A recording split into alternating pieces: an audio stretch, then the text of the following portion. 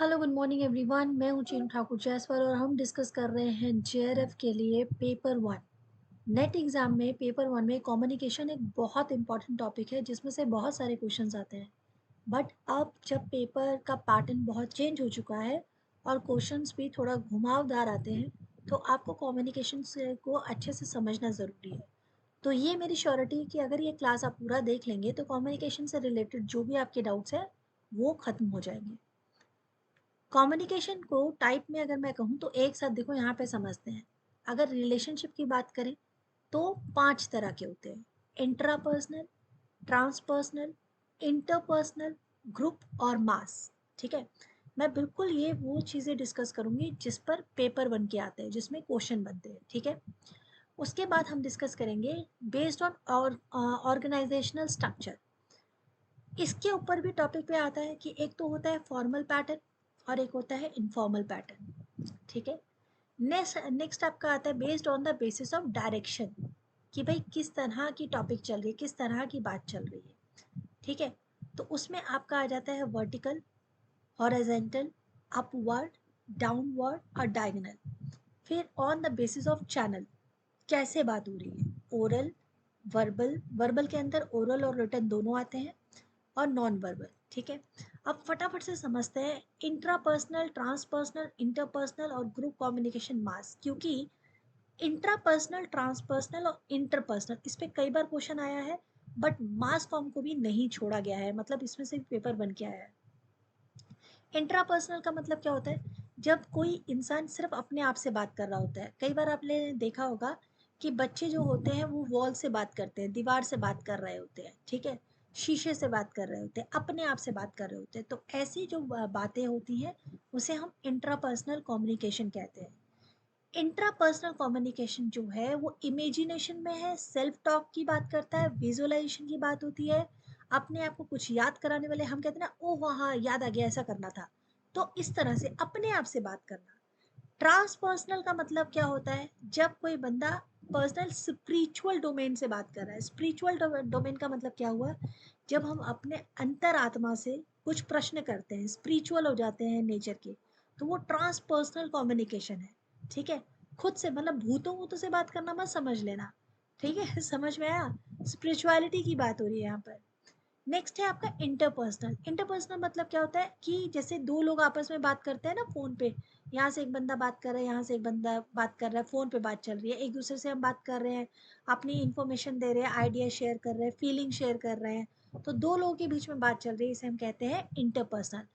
अब क्वेश्चन यहाँ पर आया है, इसको ध्यान रखना। इमीडिएट फीडबैक कहाँ पे पॉसिबल हो सकता है? इंटरपर्सनल में हो सकता है, तुरंत, कि मैंने ऐसी बात कही, बताओ भाई तो इसके बारे में तुम क्या कहना चाह रहे हो। सामने वाले ने तुरंत बताया कि हाँ भाई ये मेरा फीडबैक है।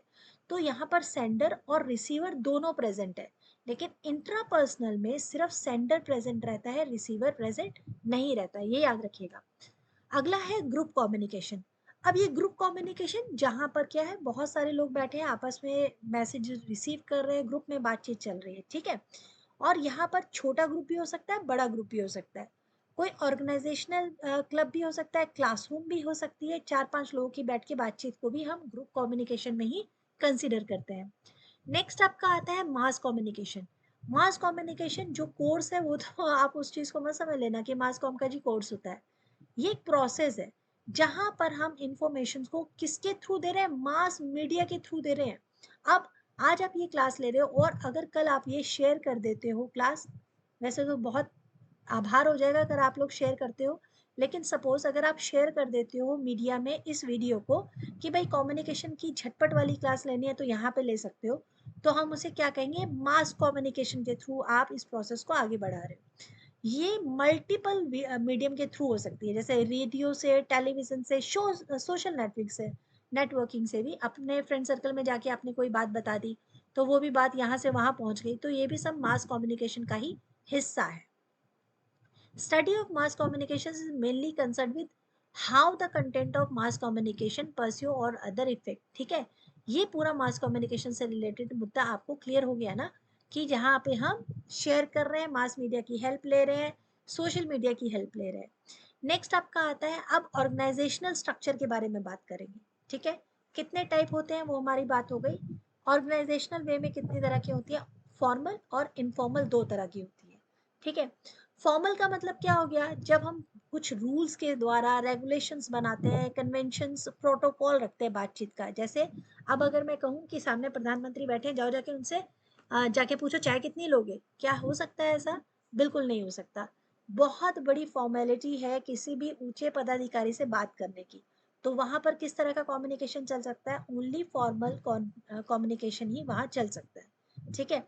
जहाँ पे करेक्ट लैंग्वेज चाहिए, करेक्ट प्रोनाउंसिएशन चाहिए, और वो कैसी हो सकती है, या तो अपवर्ड हो सकती है, डाउनवर्ड हो सकती है, और हॉरिजेंटल भी हो सकती है। अब ये क्या होता है, यही हम आगे क्लास में समझेंगे।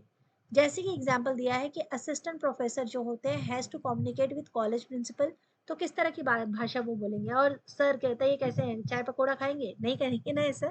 तो एक बहुत ही जैनुअल लैंग्वेज हमें यूज करनी पड़ती है। जैसे आप अपने टीचर से बहुत नॉर्मल बात करते हैं और अपनी मदर से अलग तरीके से बात करते हैं, तो दोनों फॉर्मल इनफॉर्मल का बहुत बड़ा एग्जाम्पल है।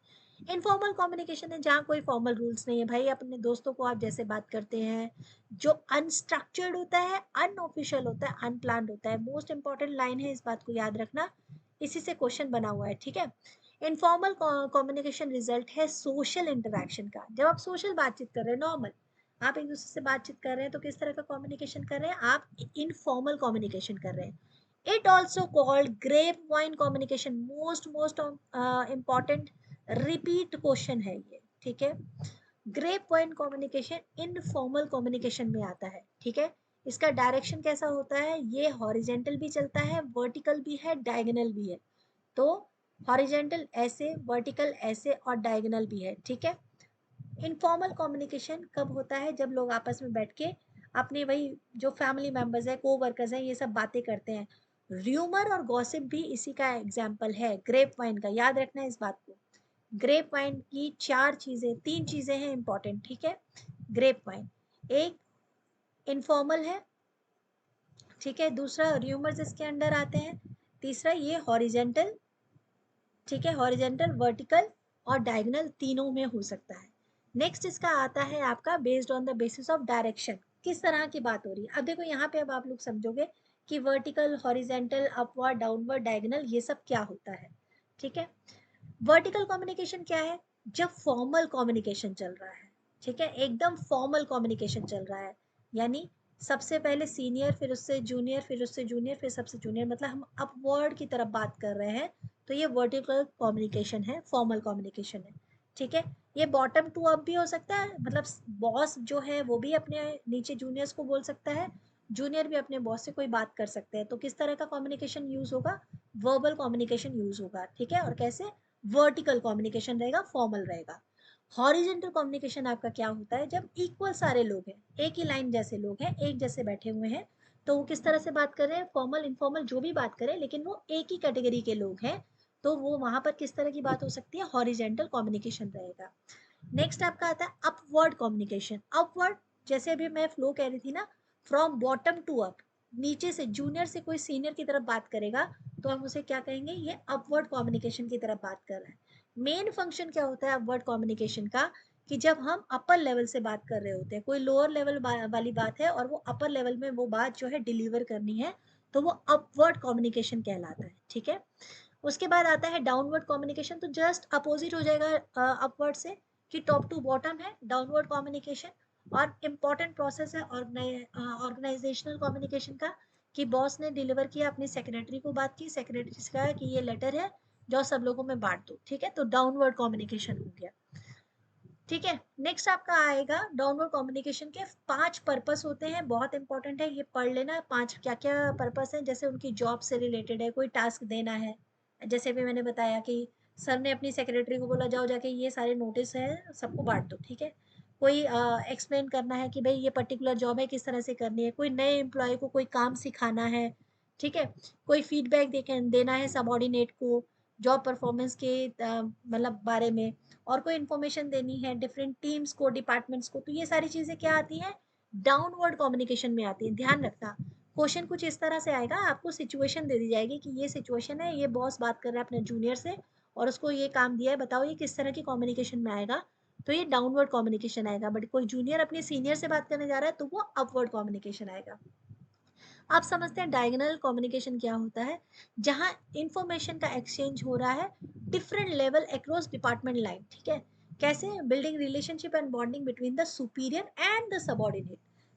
इस तरह से बातचीत चल रही है, सुपीरियर जो है सबॉर्डिनेट से बात कर रहा है, जैसे ट्रेनिंग सुपरवाइजर अपने मार्केटिंग मैनेजर से बात कर रहा होता है, और भी कुछ एम्प्लॉय के साथ बैठ के बात कर रहा है, तो डायगोनल चल रहा है, कभी अपवर्ड कभी लोवर्ड, मतलब मिला जुला के बातचीत करना, कि कभी नरम कभी गर्म तरीके से बात कर रहा है, कभी सीनियोरिटी दिखा रहा है, कभी कह रहा है चलो हम इक्वल है, इस तरह से बात कर रहा है।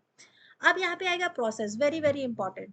ठीक है, प्रोसेस के ऊपर कई बार क्वेश्चन बन के आते हैं। 7 स्टेप होते हैं कम्युनिकेशन के, बात करने का प्रोसेस पूछा जा रहा है। सबसे पहले सेंडर, ठीक है, सेंडर ये खड़ा है जो अपना मैसेज देगा, मैसेज जहां जा रहा है, मैसेज पहले इनकोड होगा, किस चैनल के थ्रू बातचीत हो रही है, फिर वहां रिसीवर ने रिसीव कर लिया है और उसके बाद वो डिकोड कर रहा है मैसेज को, और उसके बाद वो फीडबैक भी दे रहा है। तो लास्ट टाइम क्वेश्चन आया था कि फाइनल स्टेप क्या होता है, ये क्वेश्चन आया था। तो फाइनल स्टेप क्या होता है? फाइनल स्टेप होता है फीडबैक। ठीक है, आप थोड़ा सा इसको अच्छे से समझने के लिए और भी डिटेल में दिया है मैंने, सिर्फ इनकोड चैनल डिकोड को, क्योंकि बाकी सारी चीज कॉमन है, बाकी आप समझ गए होंगे सेंडर क्या है मैसेज क्या है, बट इनकोड समझना है। इनकोड क्या होता है कि मैसेज जो जनरेट होता है सेंटर सेंटर के द्वारा, उसे पहले इनकोड करना पड़ता है। ठीक है, यानी वो किस तरह के शब्दों को चयन कर रहा है, जो बात करने वाला है उसने अपने बातों को अपने मैसेज में क्या क्या वर्ड्स को उसने कलेक्ट किया है, क्या सिंबल उसने यूज किए हैं, सारे मैसेज को क्या उसने क्लियरली मतलब कन्वे किया है कि नहीं किया है। ये जो मैसेज इनकोड होते हैं ये डिपेंड करता है कि सेंडर जो है उसकी नॉलेज क्या है, उसकी स्किल क्या है, वो क्या बात करना चाह रहा है। अब चैनल की बात करते हैं। चैनल क्या होता है कि किसके थ्रू वो बात कर रहा है, मतलब क्या फोन के थ्रू बात कर रहा है, क्या वो मतलब सामने ऐसे सामने कोई बंदा बैठा है उससे बात कर रहा है, माइक के थ्रू बात कर रहा है, रेडियो पे बात कर रहा है। तो चैनल किसके थ्रू उसका मैसेज जा रहा है।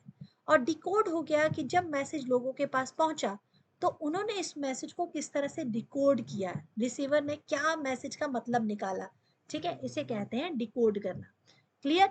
उसके बाद आपका ये वाला हिस्सा, ये लास्ट पेज था आपका, ये वाला हिस्से को अच्छे से समझ लेना। इसमें से क्वेश्चन लास्ट ईयर भी आया है, उससे पिछले साल भी आया है।